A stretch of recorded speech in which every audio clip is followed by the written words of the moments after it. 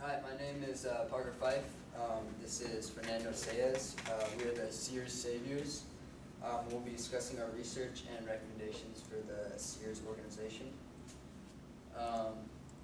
For a quick overview, I'll be discussing the purpose of the presentation, the second half of the secondary research, and our main recommendation to Sears. My colleague Fernando will be discussing the first half of the secondary research, a few alternative recommendations, and we'll conclude our presentation as well. For the purpose of the presentation, so Sears, they continue to decline in sales and revenue over the past couple decades due to the lack of presence in the online market and how they were unable to adjust to the rapidly changing market for the newer generations. So beginning of the 21st century, it brought the online shopping, and Sears, they basically failed to adapt to this. So we'll be attempting to help Sears with recommendations to prevent bankruptcy. I'll now pass it over to Fernando, who will give some background information about Sears.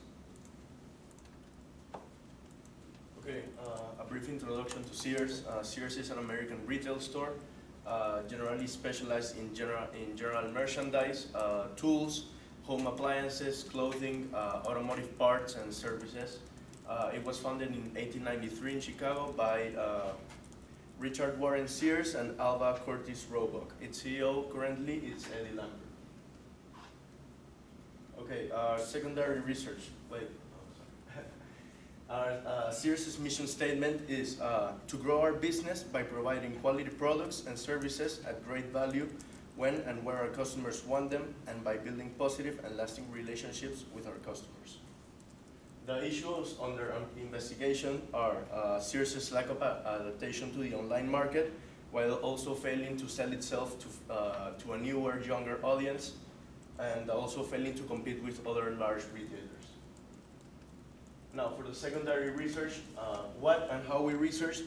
Like when deciding how and what to research, we decided to focus on credible sources that we believe had articles written with people with expertise in the area.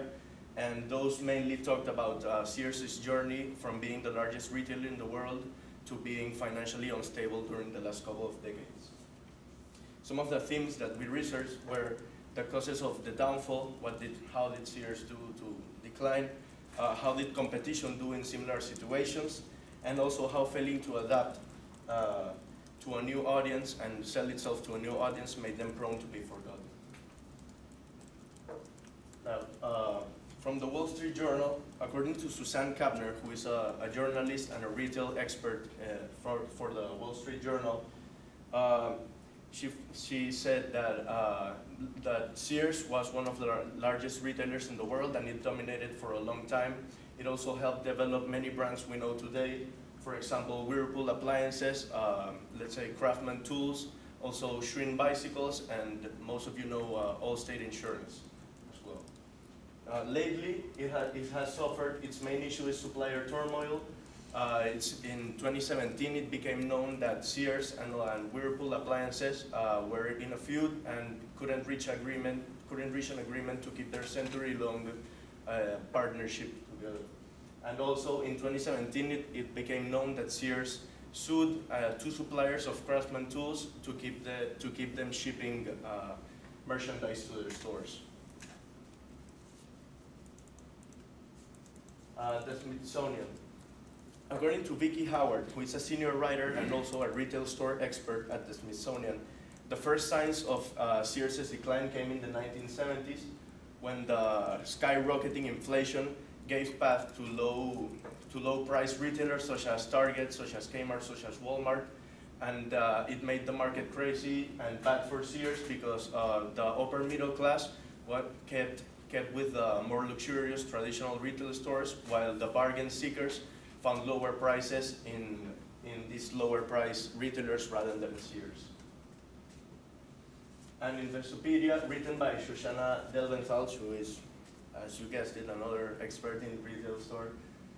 In July 2000, a press conference boasted that Sears.com was going to sell, for example, clothing, software, and many more in in their website, of course, but however, Amazon had already done it about a year earlier in 1999 when it sold books, for example, also offered software and many more supplies and products.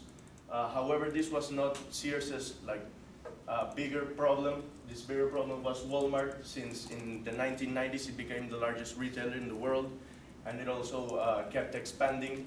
For example, Barbara Kahn from the Wharton School of Business, a marketing professor, said that Walmart came in with great service and lower prices, and that many more retail stores tried to go along by innovating with their products or their services, and that Sears and Kmart just went along and thought that that would be enough. Now I'm going to pass it to my colleague Parker, so he's going to speak about the second half of the secondary research. So according to an article by Lawrence Ring, Sears and Kmart, they actually merged in 2005 in order to compete with other large growing retail stores like Amazon and Walmart. So the CEO, Eddie Lambert, he was in charge of the merge, and basically it was just a failure. Lambert, he attempted to bring back the two dying retail icons, but failed from a disastrous strategy. It ended up just losing revenue, and it continued the downfall for Sears. So what we concluded was that Sears, they attempted to recover from the losses of revenue with the merger, but it failed. If after merging with Kmart, if Lampart would have focused on online shopping and the newer generations wants, the company could have been successful. On to my next point. So in 2006, right around where they merged, their total revenues was $53 billion, which is what they were, that's what the goal was. It was to increase the revenue at the initial start of the merge. But as you can see, it just continually declined. And in 2016, it was at 22.1 billion. So according to a newsletter on JSTOR Daily, written by Richard Longstreth, Sears has been in decline for the past couple of decades. They closed 108 Kmart stores as well as 42 Sears stores in 2017, just 2017 itself, so that just shows you how much of a decline they actually are in. So Sears dominated the retail market in most of the 20th century.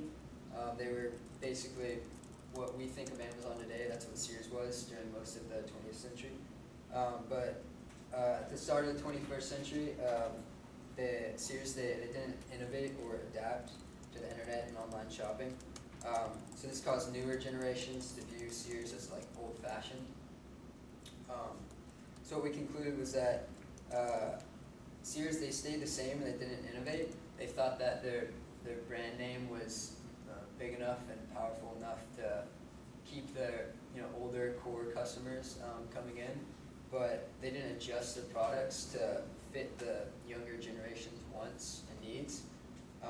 So it created that negative reputation that that Sears is old. Basically, like if the younger generation were looking to shop, they wouldn't think of Sears as a good spot because they have in their head that it's it's old-fashioned, it's for older people.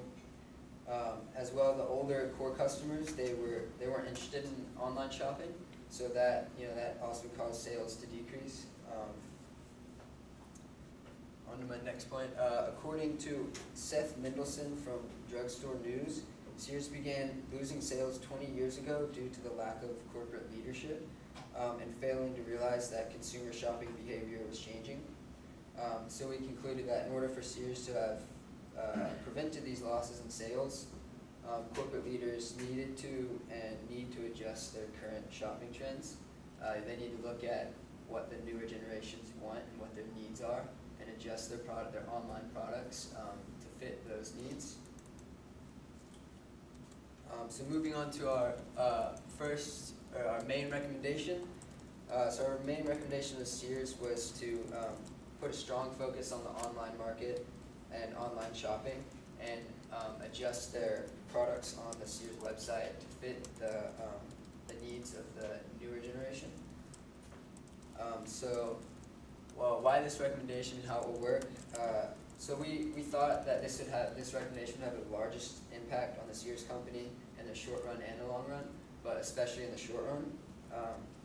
So if Sears were to focus on the online market and just their products, the sales would increase immediately, and this would allow them to bring in more revenue and profits and focus on other issues and other problems that are causing the downfall of Sears. It would also eliminate the old reputation that Sears have, and it would draw the younger customers, which will allow them to make more sales. So how? So what we thought that Sears should do is they should first look for the current trends and wants of the newer generation and begin selling these products online. They can also advertise these products, these newer products, to catch the newer generation's interest, and even offer discounts and deals online to increase the interest. We'll now pass it over to Fernando, who will cover a few other recommendations.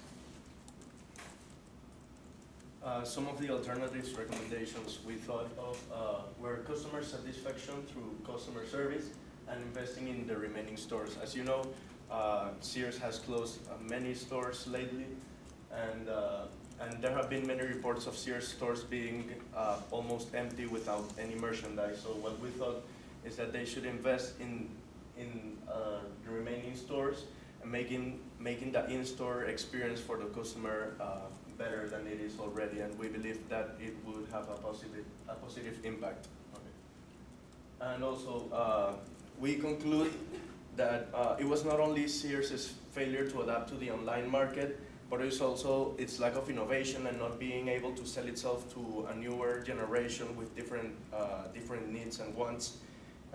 It's what led to its decline. As we said, it is important for it to focus a lot on the online part and make it more customer friendly. We are aware, of course, that Sears filed for Chapter 11 bankruptcy on October 15th, and these recommendations were done prior to that date. Thank you for listening. Any questions?